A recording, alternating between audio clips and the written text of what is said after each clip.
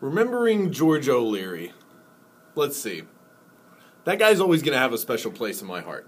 Okay? And we had sort of a rocky start when I first got to know George O'Leary. I was an intern on Open Mic.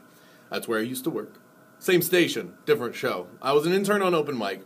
And Bianchi thought it was hilarious, or pitiful, I'm not really sure, that I was a Florida State fan, but I went to UCF. I graduated from UCF, got my bachelor's there. So one day, as George O'Leary was on Open Mic, for years, this isn't just a recent thing. He's been on that show for years. And when he came on one time, I don't know if Bianchi was just so entertained by the fact that I was a Florida State fan or if he wasn't sure what to ask George O'Leary that day, but he made sure to bring up the point that in our studio, we had a Florida State fan that went to UCF. And that was when George O'Leary called me a deadbeat. And people still call me that to this day because George O'Leary said it on the radio.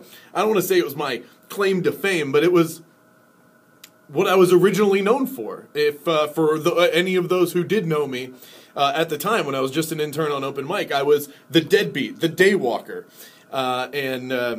So of course, him and I had a contentious relationship because of that. Now, he probably didn't really know who I was, but I knew who he was.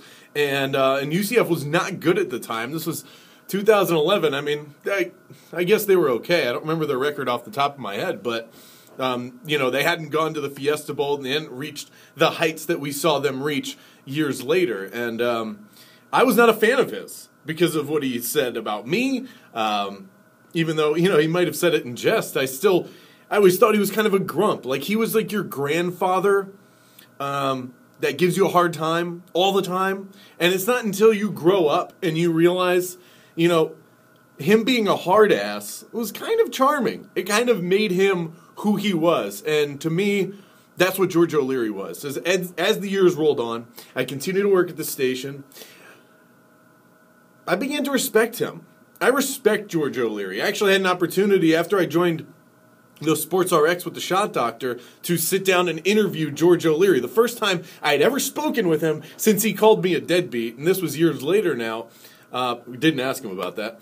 But he was a really nice guy. It was really kind. At least that day he was, and he wasn't his grumpy self that we normally see on the sidelines or that some people may have dealt with in the past. So I've grown to have admiration for George O'Leary, and I just wanted to share this as, he is now embarking on retirement, and he blazed a trail at UCF, and I respect him, and I just wanted to share my story, my memories of George O'Leary. I wish him the best, and Godspeed, George, from the Deadbeat.